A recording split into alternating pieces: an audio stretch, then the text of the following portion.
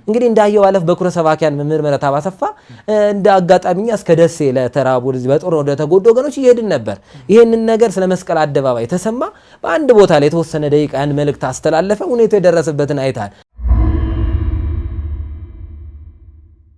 ቀጥታ ስርጭት ሰው አሁን ማን ያስተላልፈዋል? እኛን እንኳን ልክ ከፊታችን በዓል አለ ስንል በኢቲአርቲ ይተላለፋል ወይ ሚዲያዎች ምን ያህል ተጽዕኖ እንግዲህ ብዙ ብንሆን ደግሞ ሽፋኑ ምን ያህል እንደሚሰፋ እቺ ከ70 ሚሊዮን በላይ እምነት ተከታይ ያላት ቤተክርስቲያን አንድ ሚዲያ ነው ያላት።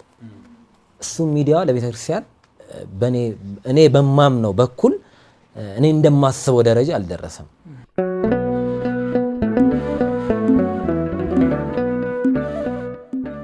ሶሻል ሚዲያ ላይ ተጽዕኖ ፈጣሪ የሆኑ ኦርቶዶክሳውያን አሉ። ከነዛ መሃል እንግዲህ ዛሬ ዲያቆን አማኑኤልን ጋብዘነዋል። እንኳን ደህና መጣ አማን። እንኳን ሰላም ቆያችሁኝ። እንግዲህ ብዙ ጊዜ ያው ዲያቆን አማኑኤል አማን ማንቂያ በሚለው ነው የምትታወቀው። የሶሻል ሚዲያ አጠቃቀም እንዴት ነው? ማለት እዛ ላይ ያለ አስተዋጽኦ ምንድነው? እንግዲህ ያው በመጀመሪያ አክብራችሁ ስለጋበዛችሁኝ ወደ ኢቲአርት ሚዲያ ልባዊ ምስጋና አቀርባለሁ። ከዛ በመቀጠል ለመላው የኢትዮጵያ ኦርቶዶክስ ተዋሕዶ አማኞች በሙሉ እንኳን ለጻድቁ አቡነ ገብረ መንፈስ ቅዱስ ያው ነገ ታላቅ ዓመታዊ ክብረ በዓላቸው ነው። ዛሬ ደግሞ ዋዜማቸው ነውና እንኳን ለእረፍታቸው በዓል በሰላም በጤና አደረሳችሁ ለማለት እወዳለሁ። እንግዲህ ያው የሶሻል ሚዲያ አጠቃቀም ብዙ ጊዜ ለቤተክርስቲያን ነው። ቤተክርስቲያን እንድትታወቅ አገልግሎቷ ሁሌ ውስጤን የሚከነክነኝ ነገር አለና ይሄም ምንድነው ቤተክርስቲያን ሶሻል ሚዲያ ላይ ብዙ ያልተነኩ ይሄ ምድራዊ ነገር እንኳን ብዙ እንትን ያለበት የቤተክርስቲያን ነገር ብዙዎች ታፍነው ቀርተዋልና ያም ስለሆነ ነው በቃ ስርዓተ ቅዳሴው ጉባኤዎቿ እንደዚህ ነው የቤተክርስቲያን መልእክቶች አሁን በእንትን ከማስተላለፍ በተለያዩ በቴሌቪዥን በሶሻል ሚዲያ በጣም እንትን ነው ብዙ ሰው ጋር ተደራሽ ይሆናልና ያንንም በማሰብ ነው ከበፊት ጀምሮ ሙሉ ሶሻል ሚዲያ ኢንስታግራምም ፌስቡክ ዩቲዩብ ሁሉም ላይ ያለውን በቃ ለቤተክርስቲያን እንድትታወቅበት ይሄ ማለት ደግሞ ምንድነው በቃ ቢያንስ እዛ ላይ የሚታይ አንድ የጠፋ ነፍስ ብዙዎች ይመልሳልና እቺ አንድ ነፍስ እንኳን ብትመጣ ትልቅ አስተዋጽኦ አለውና ወደ እኔ እንኳን በትንሹ ከ20 ከ25 ከምናምን በላይ በዚህ በሶሻል ሚዲያ ስለ ቤተክርስቲያናችን ፍቅር ያለው አገልግሎት ስቧቸው ከጠፉበት የመጡ በኔ እንግዲህ ምንም በማልሰራው መጣው ከንስሐ አባት ከቀሲስ ተቋመ ወርቅ ማይቶት ከነሊቀሪያን ቀሲስ ቄል ጋር ያለው ታትል አባቶች አሉና እነሱ ጋር እየሄዱ አሁን የቤተክርስቲያን አገልጋይ ብዙ የሆኑ አሉ። እኔ ደግሞ ምን ወዳለው ይሄ ቤተክርስቲያን ያለ ነው እናውቃለን፣ የተማርነው እናውቃለን ማለት ቤተክርስቲያን ስራ አድገን ያለው ነገር እናውቃለን። ምንም የሌላቸውን ነው ለምሳሌ ዓለማዊነት ሰዎችን ወደዚህ መጣው ስለ ቤተክርስቲያን እንዲያውቁ ቤተክርስቲያን አገልግሎት ፍቅር እንዲኖራቸው የብዙ ጊዜ ሐሳቤ ነውና እነሱን በጣም ላይ ትኩረት ነው ማድረግውና ይሄም ነው ወደ 20 30 ምናምን አካባቢ ይደርሳል። አሁን የቤተክርስቲያን አገልጋይ ናቸው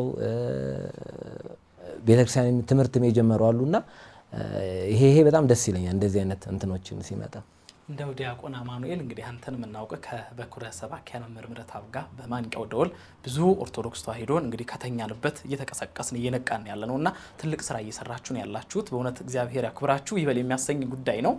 እንደው ወደ አንተ ግን ጥያቄ ስመጣ እንደ ወጣቱ የማህበራዊ ሚዲያውን እንዴት ነው መጠቀም ያለበት? በተለይ አሁን ከቤተ ክርስቲያን እንደው ጉዳይ አንፃር እንድትመለከትልኝ የማስበው ብዙ አይነት እንትኖች ይለቀቃሉና በተለይ በዚህ ቤተ ክርስቲያን ችግር ውስጥ ባለችበት ጊዜ እንደ ወጣቱ እንዴት ነው አጠቃቀሙ መሆን ያለበት ትላለህ? ወጣቱን በዚህ በሶሻል ሚዲያ አጠቃቀም ላይ በጣም ገና ነን። በተለይ የኦርቶዶክሳውያን ወጣቶች ሶሻል ሚዲያን አጠቃቀማችን በጣም ገና ነው። ስለምንድነው ስለ ቤተክርስቲያን ለምሳሌ አንተ ስለ ቤተክርስቲያን ድምጽ ያንን ካሰማ ያንን ነገር ሼር ማድረግ ማብዛት ብዙ ጊዜ እውቅና ነው የሚቀርበው በጣም ነው መጣ። ለምሳሌ እኔ ብዙ ጊዜ ምን አደርጋለሁ ስለዛ ነገር ከመጻፍ ቆንጆ የተጻፈ ካየው ኮፒ ፔስት አድርጌ እና ለምን ይሄ ሰው ሐሳብ የሰው እውቅናውን ነው የሚፈልገው እኔ ማስበው ያ የቤተክርስቲያን እዛ ላይ ፖስት የሆነው ነገር ለሌላው ድምጽ የሚሆንበት እኔ ምከብርበት አይደለም ወይ ደግሞ ያ ሰው እንዲታወቅበት አይደለም። የቤተክርስቲያን ድምጽ እስከጻፈ ድረስ ያንን ኮፒ ፔስት ስታደርግ ወደ ራሱ እንትን ነው የሚመጣው ብዙ ጊዜ ውስጥ ካለውም ጀምሮ ይሄ ነው ይሄ እኔ ጻፍኩት ነው ይሄ ያንን አናይምና ከዚሁ ይህንን ከሚጽፉ ቤተክርስቲያን ውስጥ ካሉ ጀምሮ የሶሻል አጠቃቀማችን በጣም ገና ነው። ስለምንድን ነው? ለምሳሌ በሌላው ከኛ ውጭ ያሉ የተለያዩ አማኞች ይሄ ሳይኮሎጂ የሚገዛ ነገር አለ። ማናችንም ቢሆን ጥሩ ነገር እንወዳለን። በተለይ ግራፊክስ ዲዛይን ላይ ከቤተክርስቲያን ሚዲያዎች ጀምሮ በጣም ገና ነን። በጣም ውስጥ የሚበላ ነገር ነው። የሌሎች ወጣቱ ተስቦ የሚገባበት የመጀመሪያው ምክንያት በጣም ግራፊክስ ዲዛይን ላይ ስትገባ እኮ ባዶ ነው፣ ግን ከላይ ያለውን ጩኸቱን ያደምቅና ገብቶ ይሳባል እዛ። ይሄ እኛ ቤተክርስቲያን ውስጥ ገና ነው ስለ የእውቀት ችግር አይደለም፣ የገንዘብ ችግር አይደለም፣ የሰው ኃይል ችግር አይደለም። ምንድነው ብዙ ነን ገና እኛ ምንም አንሆንም ብለን የምናስብበት ጭንቅላት በጣም ሰፊ ነን ብለን የምናስብበት በጣም ወደዚህ እየገባውን አላየንም። ለምሳሌ ሁሌም የትም ቦታ የምናገረው የኢትዮጵያ ኦርቶዶክስ ተዋሕዶ ቤተክርስቲያን የህዝብ ግንኙነት አላት ይባላል። ምንም ላይ አናየውም። ለምሳሌ ቤተክርስቲያን የሚመጡ መግለጫዎች ላይ ወይ ወጣቱን የሚስብ ላይ ነገ ቅዱስ ፓትርያርኩ በዓለ ሲመት ነው፣ ነገ በእንደዚህ አይነት ላይ ይነክሳል፣ ነገ እንደዚህ አይነት የለም። ይሄ ምንድነው? በሚዲያው ላይ እየተዋጥን ወደድንም ጠላንም ደግሞ አሁን ዓለምን እየተቆጣጠረ ነው። ደግሞ ተቆጣጥሯል ሶሻል ሚዲያው። እንግዲህ እንዳየው አለፍ በኩረ ሰባኪያን መምህር ምህረተአብ አሰፋ እንደ አጋጣሚኛ እስከ ደሴ ለተራቡ በጦር ወደ ተጎዱ ወገኖች እየሄድን ነበር። ይሄንን ነገር ስለ መስቀል አደባባይ ተሰማ። በአንድ ቦታ ላይ የተወሰነ ደቂቃ ያን መልእክት አስተላለፈ። ሁኔታው የደረሰበትን አይታል። ሶሻል ሚዲያው ምን ከፍተኛ አስተዋጽኦ እንዳለው በዚህ ማየት እንችላለን። እና ግራፊክስ ዲዛይን ላይ በጣም ገና ነን። ይሄ ሚስብ እዚህ ላይ መስራት አለብን። የሰው ኃይል አለን፣ እውቀት አለ፣ ገንዘብ አላት ቤተክርስቲያን። እዚህ ላይ ገና ነው። ወጣቱም ደግሞ ስናይ ምንድነው እጅግ ብዙ መምህራን አሉ፣ እጅግ የተደበቁ የሚጽፉ ያንን ሐሳብ የነሱን ሐሳብ ሼር በማድረግ አብሮ በማጋራት እንዲጠቀሙ በማድረግ በኢኮኖሚ ሲደራጁ እኮ ትልቅ ቦታ ይደርሳሉ። የሌላ ሁላችንም ያለውን የምንጠቀማቸውን ፌስቡኮችን ላይ ዩቲዩብ ላይ ቲክቶክ ላይ የምንጠቀመው ብዙ ጊዜ በሌላው ዓለም ተወርሰናል። ይሄ ማለት ደግሞ ዝም ብለን አይደለም። እኛ ከአባቶች ጎን ነን፣ ከቤተክርስቲያን ጎን ነን የሚለው በአፍ ብቻ ነው። ጎን ስትሆን ማሳየት አለብን። ከነሱ ጎን ሐሳባቸውን ሼር በማድረግ እና እኔ በጣም አሁን ለምሳሌ በግብጾች ቀን አለው ጳጳሳት የግል ፔጅ አላቸው፣ የፌስቡክ ፔጅ የነ ሶሪያ የነ ራሽያ በጣም ነው የምከታተለው። የጳጳሶችን ፔጆች በጣም ፔጆቻቸው ላይ ውላቸውን ያሳያሉ፣ ቤተክርስቲያናቸውን ድምቀት ያሳያሉ። የኛ ሊቃነ ጳጳሳት ምንም እኮ አልተሳም፣ ሙሉ ናቸው። መምህራኖቻችን ሙሉ ናቸው። ያኮ የኔ ቤተክርስቲያን ህይወት እኮ ያን ሰው ገዝቶ ሊያመጣ ይችላል። አሁን ብዙ ጊዜ ነው ፖስት ሳረግ ወይ ነጭ ለብሼ በዓል ቀን በዓሉ ሊጀመር ነው የሚካኤል ታቦት ሊወጣ ነው የኔን ብዙ ሰው እውቅና ይመስሏል። ነው አይደለም። ሚካኤልማ ነግሷል። እኔ በእኔም ሊለካ አይችልም። እዛ የሚሆኑት የቤተክርስቲያን ክብሮች ሁሉ ትልቅ ቦታማ ደርሷል። በእኔ የሚለካ ግን ምንድነው ይስባሉ፣ ብዙ ሰው ይስባሉ። እንደዛ ስታረግ ምንድነው ብዙ ሰው ያንተን ይሄኛው ችግር አለብን ተመንተን ላይ ምንድነው ይሄ ለምንድነው የሚሆነው? ሚዲያውን ለኦርቶዶክስ መሰጠት አለበት እንጂ። ስለዚህ ወጣቱ የቤተክርስቲያንን ነገር ሚዲያው ላይ ማብዛት አለበት። የቤተክርስቲያን ግሩፖችን የተለያዩ ሚዲያዎችን እግዚአብሔር ይመስገን ኢቲ አርት ትልልቅ ስራ በቤተክርስቲያን ላይ እየሰሩ ያልተጀመረ ያልተነኩ ስራዎችን እየሰራ ያሉ ትልልቅ ሚዲያዎች እየተፈጠሩልን ነውና እነሱን ወጣቶች በተለይ በጣም ችግር አለብን። የኦርቶዶክሳውያን ወጣት መንቃት አለብን። ሚዲያዎችን የምንጠቀመው ሼር የምናደርገውን የምንመለከተውን እኛ በምናየው እኛ በምንደግፋቸው እኛ እያየን ትኩረት በምንሰጣቸው ነው እያገነንና ቦታ እየሰጠን ያላቸው ነው። ቤተክርስቲያን በማንም እዚህ ቤተክርስቲያን ላይ በተነሳው አካላት አትለካም። በእነሱም ደረጃ አይደለንም። እኛ በምንም አያገናኘንም። ስለዚህ የኛን የቤተክርስቲያን ሚዲያዎቻችንን ሼር በማድረግ የተለያዩ ሀሳቦችን በመደገፍ የቤተክርስቲያናችንን ልዕልና ክብር ለዓለም ማሳየት አለብን የሚል መልእክት ነው ያለኝ።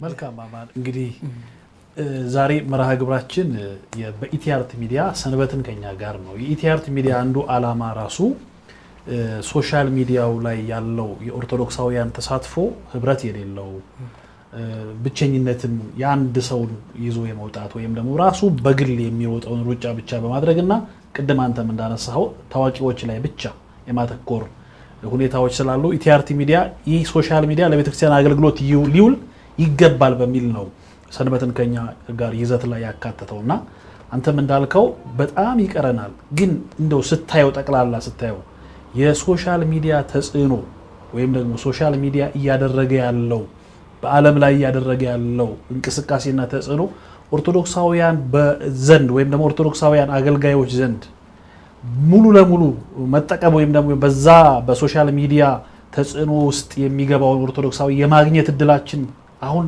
በቂ ነው ማለት እንችላለን? ምናልባት ጥያቄ ግልጽ ከሆነ ሁሉም ሰው ጋር ተደራሽ የመሆን አቅም አለን? ቅድም እንዳልክ ለምሳሌ አፈ መምህር ተብሎ በጠቅላይ ቤተ ክህነት የተቀመጠ አለ የቤተክርስቲያኗን ነገር ለዓለም ሊያወጣ የሚገባ ግን እኛ በሶሻል ሚዲያ ያንን የምንሰራውን ያክል ትልልቆቹ ላይ ያሉት ሰዎች ጋር የመድረስ አቅማቸውን የተጠቀሙበት ነው እየደረሱ ነው ማለት ይቻላል? ልክ ነህ። በጣም ትልቅ ጥያቄ ነው። አሁን ይሄ ተደራሽነት የሚሆነው አካል በጣም ገና ነን ስለምንድን ነው እቺ ከ70 ሚሊዮን በላይ እምነት ተከታይ ያላት ቤተክርስቲያን አንድ ሚዲያ ነው ያላት። እሱ ሚዲያዋ ለቤተክርስቲያን እኔ በማምነው በኩል እኔ እንደማስበው ደረጃ አልደረሰም። ሰው ለእንዲያ የሚገፋፋ ነገር ገና እየተሰራ ነው ያለው። ፎርማቱ እሱ ነው ማለት እንደገና እኮ በጣም እጅግ ለቤተክርስቲያናችን የጻድቃን የሰማዕታት ብዙ ፊልሞች ተከታታይ እኮ መሰራት ይችላሉ። የህፃናት አስተማሪ ነገሮች ሊሰሩ ይችላል። ይህ ምንድነው ቤተክርስቲያኗ እንደ አንድ ተቋም ራሷን የቻለ ትልቅ በቅዱስ ሲኖዶስ የሚመራ ትልቅ አካል አላት። በዛ አካል የሚንቀሳቀስ ትልቅ ሚዲያ ነው። ለቤተክርስቲያናችን ድምጽ የሚሆን ሚዲያ ነው። ይህንን ያህል ሆኗል የሚለው ለኔ ገና ነው፣ መሰራትም አለበት ነው።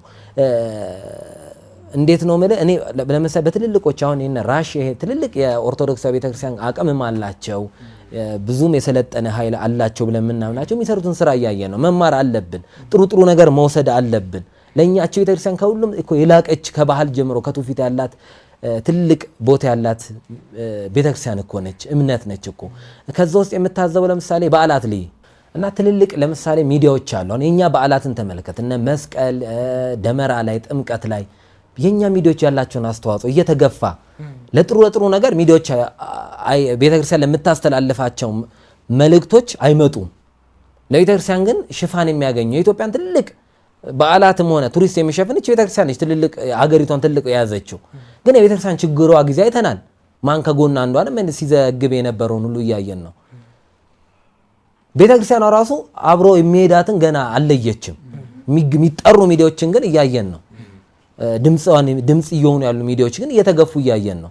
ስለዚህ ይሄ ተቋቋመው በቤተክርስቲያን ስር ያለው ሚዲያ ራሱን ሰፋ አድርጎ ማሰብ አለበት።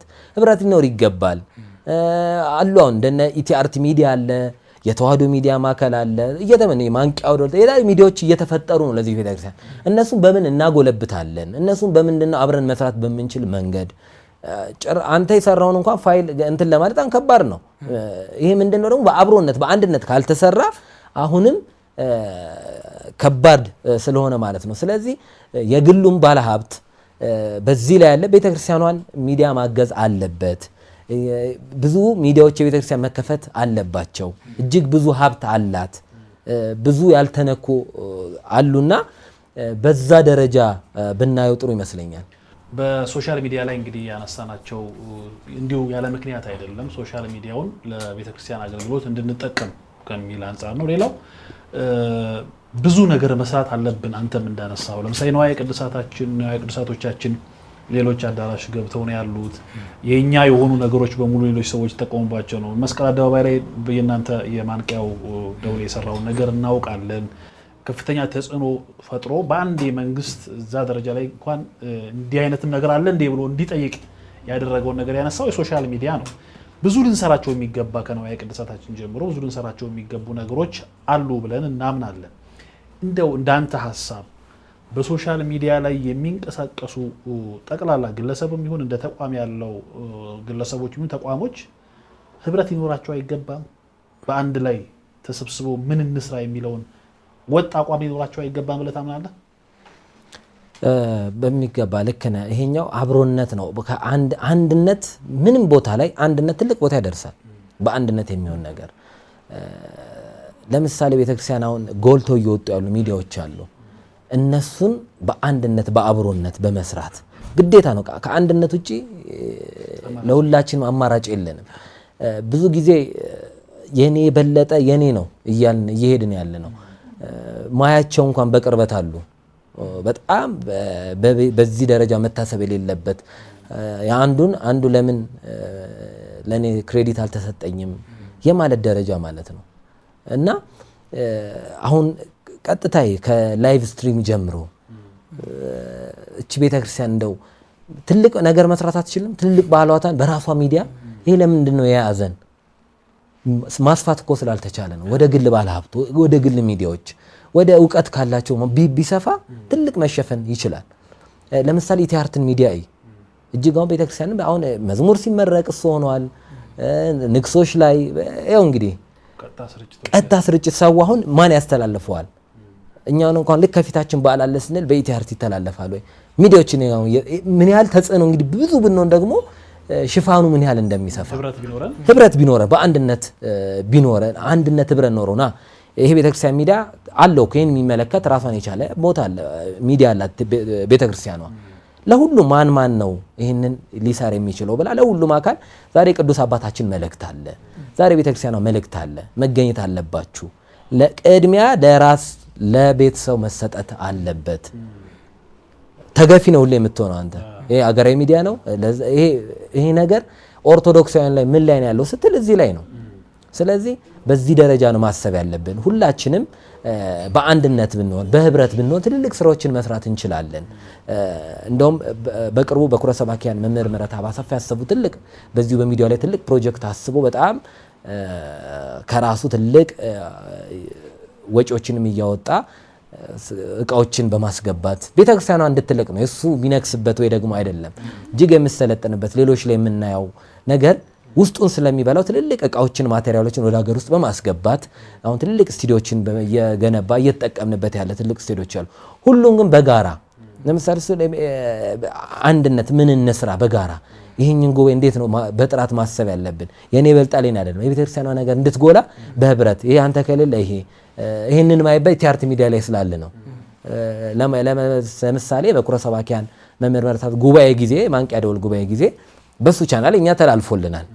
ይሄ መተላለፍ አለበት ብሎ በራሱ አካውንት ገብቶ እኛ ተላልፏል። እንዲህ በአንድነት ሁላችንም ቢኖረን ደግሞ ትልቅ ቦታ መድረስ እንችላለን። ያሰብንበት ቦታ መድረስ እንችላለን። ስለዚህ ህብረት ለሁላችንም ይጠቅማልና ይህ ህብረት እኔ ሊመጣ ያልቻለ ያልኩት ምንድነው ለቦታው አንዳንዴ ለዛ ቦታ የሚመጥን ሰውም አለመቀመጥ ለተለያዩ እንትኖች ዋነኛው ምክንያት ሊሆን ይችላልና ስለዚህ ቦታው ላይ ትልልቅ ሰዎች አሉ። ቤተክርስቲያኗ ኃላፊነት የጣለችባቸው ትልልቅ ሰዎች ስላሉ እነሱ ወደዚሁ በማተኮር እነዚህን አካላት የመደገፍ ስራ ቢሰራ ጥሩ ነው እላለሁ። እሺ እንደው ዲያቆን አማኑኤል በመጨረሻ እንግዲህ መርሃ ግብራችንን እያጠቃለልን ነው። እንግዲህ ነገ የጻድቁ አባታችን የአቡነ ገብረ መንፈስ ቅዱስ የእረፍት በዓል መታሰቢያ ነውና ዛሬ ዋዜማው ላይ ነው ያለነው። አንተ ደግሞ በተለይ ምድረ ከብድ አቡነ ገብረ መንፈስ ቅዱስ ቤተክርስቲያን ላይ ትልቅ አገልግሎት እንደምታገለግል እናውቃለንና እስቲ እንደው ምንድነው ትንሽ ነገር እስቲ ያጫውተን። ያው እንግዲህ አሁን ወደ ዛሬ ዕለተ ሰንበት ነው የጻድቁ አባታችን አቡነ ገብረ መንፈስ ቅዱስ በዓለ ዕረፍታቸው በምድረ ከብድ ከአዲስ አበባ 120 ኪሎ ሜትር ላይ የሚገኘው የእረፍታቸው ቦታ እጅግ ከኢትዮጵያ በመጡ በመላው ኢትዮጵያ የሚንቀሳቀሱ መኪኖች አሉ። ሰሞኑን ሙሉ ክፍላ ስንዞር ነበር።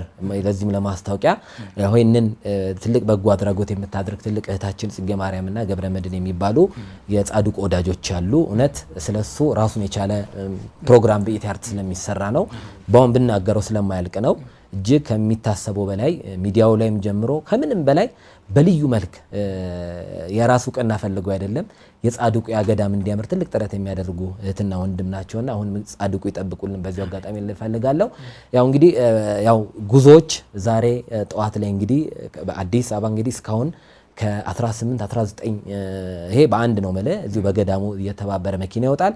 እንደዚሁ ከአዲስ አበባ ደግሞ 200 በላይ ያሉት መኪኖች ይወጣሉ። ክፍለ ሀገር ላይም የብዙ መረጆች አሉ እና አሰላ ድሬዳዋ ጭምር ከ30 40 በስ በላይ ተንቀሳቅሰዋል። በዓሉ እንግዲህ በደማቅ መልኩ ዛሬ መኪኖች ጠዋት ላይ ተንቀሳቅሰዋል ማለት ነው። እንግዲህ ብፁዓን አበው ሊቃነ ጳጳሳትም ያው የታላቁ አባታችን የብፁዕ ወቅዱስ አቡነ መርቆሬዎስ እንትናቸው የተፈጸመ ነው። ዛሬ ስርዓተ ግብአት መሬተ ግብአት የተፈጸመ ነውና ይሄ ካለቀ በኋላ ብፁዓን አበው ሊቃነ ጳጳሳትም በሀገረ ስብከቱ ሊቀ ጳጳስ መሪነት በብፁዕ አቡነ መልከ ጼዴቅ እየተመሩ ሊቃነ ጳጳሳትም ከ8 በላይ ሊቃነ ጳጳሳት በዚሁ በዓል ላይ ይገኛሉ። እንግዲህ ኢቲአርትም እዛው ቦታው ላይ ተገኝተዋል። ዛሬ አብረን ሄደን እዛው ቦታ ላይ ያለውን በቀጣይ የሚያሳይ ይሆናልና እጅግ ደስ የሚል በዓል ነው። ቦታውም ላይ ጻድቁ በረፍታቸው ቦታ እጅግ ደስ የሚል ስዕል አድህኗቸው በልዩ መልክ ተሰርቷል። እንደዚሁም የዋሻቸውም ላይ እንዲሁ ተሰርቷል።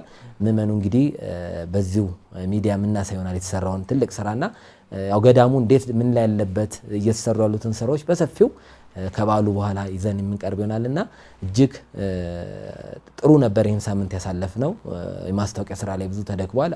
ምእመኑም ወደዛ እየተመመ ይገኛል። እንግዲህ እኔም አሁን ከጥቂት ደቂቆች በኋላ ወደዛው መንገደኛ ነኝና እጅግ ደስ ይላል። በዚሁ አጋጣሚ ለጻድቅ ወዳጆች በመላው የኢትዮጵያ ኦርቶዶክስ ተዋሕዶ እምነት ተከታይ ሁሉ እንኳን አደረሳችሁ ማለት ፈልጋለሁ። መልካም የተወደዳችሁ ተመልካቾቻችን ይህ ኢቲአርት ሚዲያ ነው። ሰዓቱ ደግሞ ሰንበትን ከኛ ጋር ነው። እንግዲህ ዲያቆን አማኑኤልን እዚህ ስቱዲዮ ድረስ ጋብዘን በማህበራዊ ሚዲያ ላይና በማንቃት ስራ ላይ ያለውን ተሳትፎና ሌሎችም እንዴት መሳተፍ እንዳለባቸው ጥሩ መልእክት አስተላልፉልናል። እናመሰግናለን አማኑኤል። እንግዲህ ቀሪ ጉዞም እግዚአብሔር የተሳካ ያደርግልህ። እኛም